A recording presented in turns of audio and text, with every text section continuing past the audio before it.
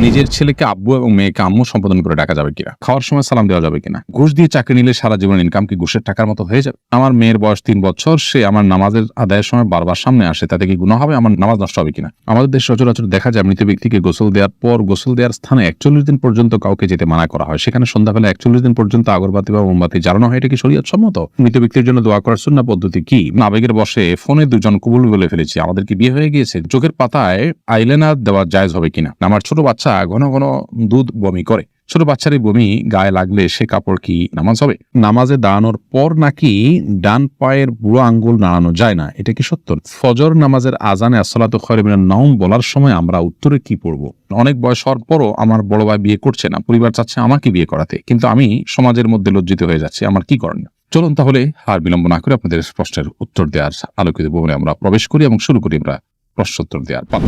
আবু রেজা ইনুর আপনি লিখেছেন, আমার ছোট বাচ্চা ঘন ঘন দুধ বমি করে, ছোট বাচ্চারই বমি গায়ে লাগলে সে কাপড় কি নামাজ হবে?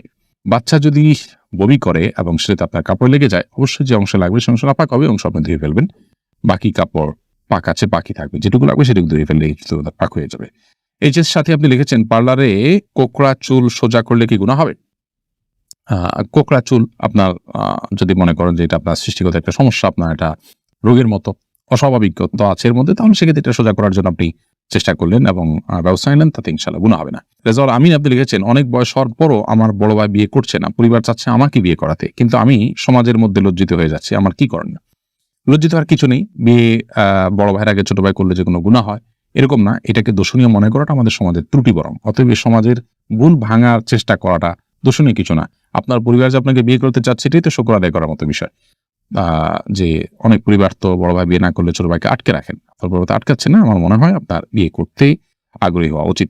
নারুজ্জামান সরকার এর থেকে আপনি লিখেছেন, ঘুষ দিয়ে চাকরি নিলে সারা জীবন ইনকাম কি ঘুষের টাকার মতো হয়ে যাবে? না, ঘুষের টাকা দিয়ে ঘুষ দিয়ে যদি চাকরি নেন, চাকরিটা যদি হালাল হয় তাহলে আপনার সারা জীবনের ইনকামটাই হারাম হয়ে যাবে, এটা সেরকম না। তবে ঘুষ দিয়ে চাকরি দিয়ে যে অন্যায় করেছেন সেটুকু আপনি হারাম কাজ করেছেন এবং তার জন্য আল্লাহর কাছে আপনাকে তওবা করতে হবে, ইস্তেগফার করতে হবে এবং গুনাহ থেকে বেরিয়ে আসার জন্য চেষ্টা করতে হবে। পরবর্তী যেন আর কখনো না হয় বলে সে চেষ্টা করতে হবে, কিন্তু পরবর্তীর উপার্জনগুলো আপনার এর কারণে সবগুলো হারাম হয়ে যাবে না।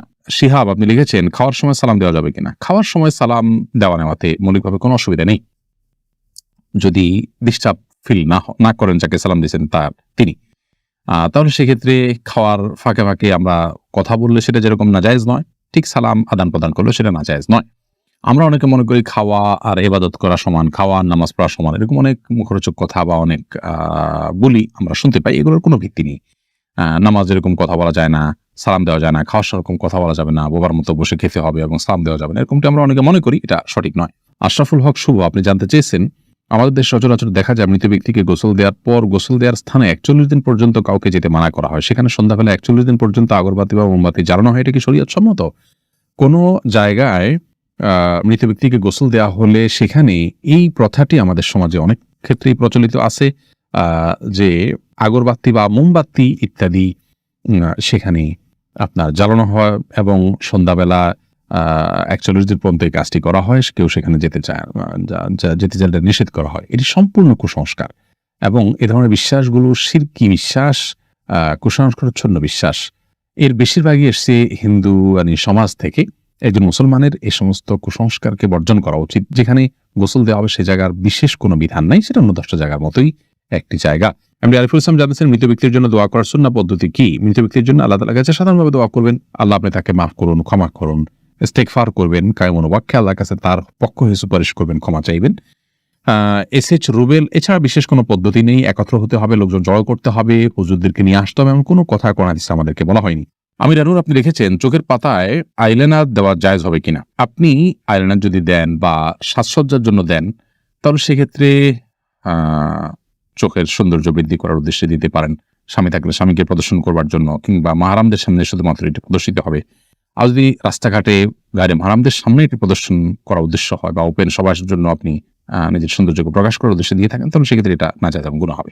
ফখরুল ইসলাম মাহিন আপনি লিখেছেন, আবেগের বশে ফোনে দুজন কবুল বলে ফেলেছি, আমাদের কি বিয়ে হয়ে গিয়েছে? জি না, বিয়ে তো সহজ নয় যে আবেগের বশে দুজনে কবুল করে বলে ফেলছেন আর বিয়ে হয়ে গেছে। দুজন সাক্ষীর সামনে প্রস্তাব এবং কবুল হবে এবং অন্যান্য শর্তাদি পাওয়া যাবে, তখন সেক্ষেত্রে সেটি বিয়ে শরিয়াহ দৃষ্টিকোণ থেকে বিশুদ্ধ এবং আপনার সঠিক বিয়ে হিসেবে বিবেচিত হবে।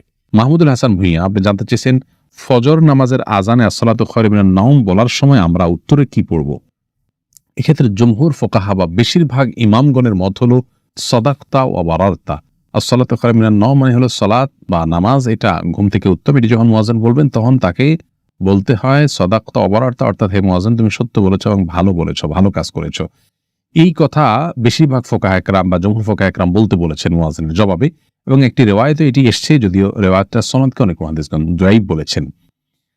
আর এই কারণে অন্য একদল উলামা ইকরাম বলেন যে আসসালাতু খায়রুম মিনান নাওম যখন বলবো আমরা, মুয়াজ্জিন যখন আসসালাতু খায়রুম মিনান নাওম বলবে, আমরাও আসসালাতু খায়রুম মিনান নাওম বলবো। এর কারণ হলো যে আসসালাতু খায়রুম মিনান নাওম এই বাক্যটি মুয়াজ্জিনের বাক্য, আর এক্ষেত্রে নবী আলাইহিস সালামের সাধারণ যে নির্দেশনা বুখারী মুসলিমে আসছে যে ফাকুলু মিসলা মা ইয়াকুল ইযা সামি'তুমুন নিদা, যখন তোমরা মুয়াজ্জিনের আযান শুনবে ফাকুলু মিসলা মা ইয়াকুল মুয়াজ্জিন, তখন মুয়াজ্জিন যা বলবে হুবহু তোমরা তা বলো।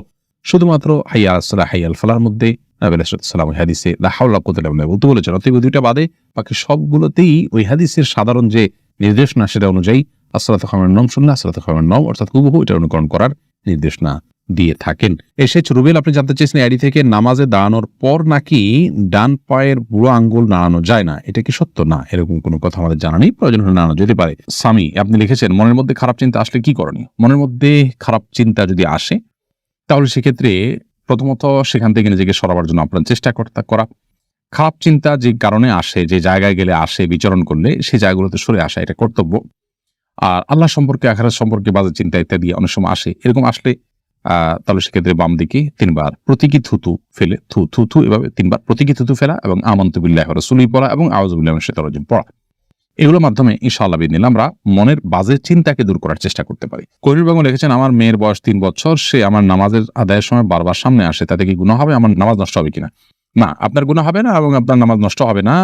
তবে ছোট বাচ্চা আপনার নামাজের খুব বেশি সমস্যা তৈরি করবে এরকম মনে হলে অন্য কেউ থাকলে তাদেরকে দিয়ে তাকে ধরে রাখার বা তাকে নিয়ন্ত্রণ করার ন্যূনতম চেষ্টা করা উচিত। আব্দুর রহমান জানতে চেয়েছেন আমি একজন দর্জি, মহিলাদের পোশাক তৈরি করি, আমি যদি কোনো মহিলাকে তার ইচ্ছা মতো ডিজাইন জামা বানিয়ে দেই আর সে যদি সেটা পরে বেগানা পুরুষের সামনে যায়, দিকে আমার পাপ হবে? যদি এমন হয় যে পোশাকটা বানানোই হচ্ছে পাপের কাজের জন্য আপনি জানেন, তাহলে সেক্ষেত্রে তাকে সহায়তা হবে তার সেটা তৈরি করে দিলে, সেজন্য এটি তৈরি করার ক্ষেত্রে আপনি ডিনাই করা উচিত, এতটুকু এখতিয়ার অধিকার আপনার থাকা উচিত এবং ইমানি গায়রত যেটাকে বলে ইমানি আত্মসম্মান বোধ সেটা আপনার থাকা উচিত। আর যদি এই লেভেলের সমস্যা না হয়, বরং এটা তিনি বাসায় পড়তে পারেন, তার স্বামীর সামনে পড়তে পারেন, বাহিরে পড়তে পারেন, কি করবেন আপনি জানেন না, তাহলে আপনি খুঁচিয়ে তাকে জিজ্ঞেস করার কোনো প্রয়োজন নেই এবং এর কারণে আপনার গুনাহ হবে না। তিনি যদি এটাকে অন্যায় কাজে ব্যবহার করেন ইনশাআল্লাহ আপনার গুনাহ হবে না। এস এ হাবিব আপনার প্রশ্নটি আপনি লিখেছেন নিজের ছেলেকে আব্বু এবং মেয়েকে আম্মু সম্বোধন করে ডাকা যাবে কিনা? স্নেহের জায়গা থেকে বা মমতা করে তাদেরকে আব্বু বা আম্মু ডাকতে কোনো অসুবিধা নেই। এটা রূপকর্থে আব্বু আম্মু ডাকা হয়। আব্বু আম্মু ডাকার মানে এই না যে আমার কাগজে কলমে জন্মদাতা পিতা বা মাতা হিসেবে তাদেরকে ঘোষণা দিলাম, এরকম তো আর কেউ করে না। অতএব স্নেহের বসে তাদেরকে আব্বু কিংবা আম্মু ডাকাতে কোনো সমস্যা নেই।